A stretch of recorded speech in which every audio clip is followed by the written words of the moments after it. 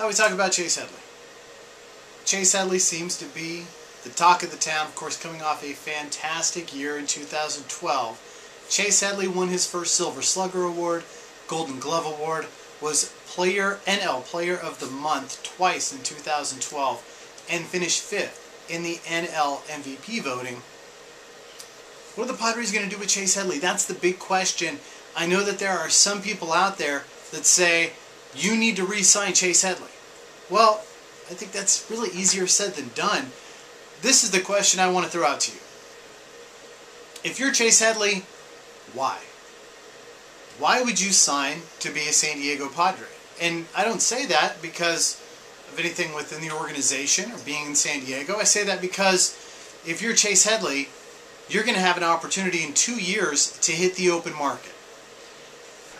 With that said, I'm sure that the Padres, in terms of talks with Chase Headley, made an offer that they feel very comfortable about. In fact, they've come out and said so. Chase Headley is on the other side of the spectrum. If you're Chase Headley or you're Chase Headley's agent, you also know that David Wright and Evan Longoria both signed 9-figure contracts in the offseason. You're going to bet on yourself. You're getting $8.5 million plus this year. You've got one more year of arbitration eligible where you could receive $10 to $12 million. Why would you want to discount that to stay in San Diego for 2 or 3 more years additionally, as opposed to hitting the open market? If Chase Headley is able to continue what he did last year in 2012, in 13 and 14, there's no reason he can't hit the free agent market at the end of 2014 and cash in on a very high 8-figure or even a 9-figure contract.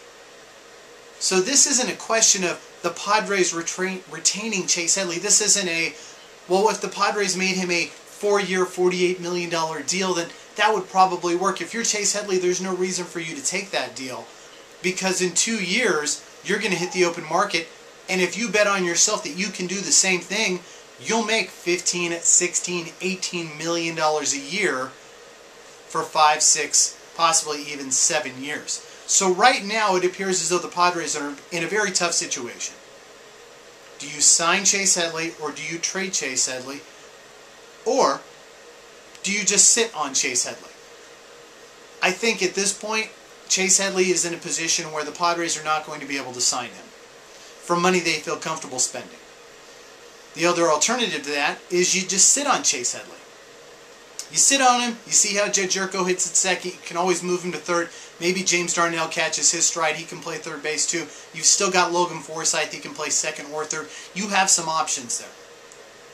But the longer you sit on Chase Headley, the less value he has. Even if he does the same thing that he did in 2012 and 2013, he's worth less in the open market because he only has 1 year of control as opposed to having 2 years of control right now.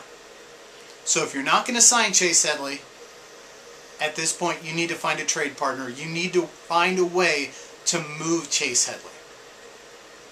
But the one thing that you can't do if you're Josh Byrnes, if you're the Padres general manager, you can't just sit on him, because every day that goes by, if he's not in the future plans of this organization, his value diminishes. That's my 2 cents. Follow us on Friarhood on Facebook.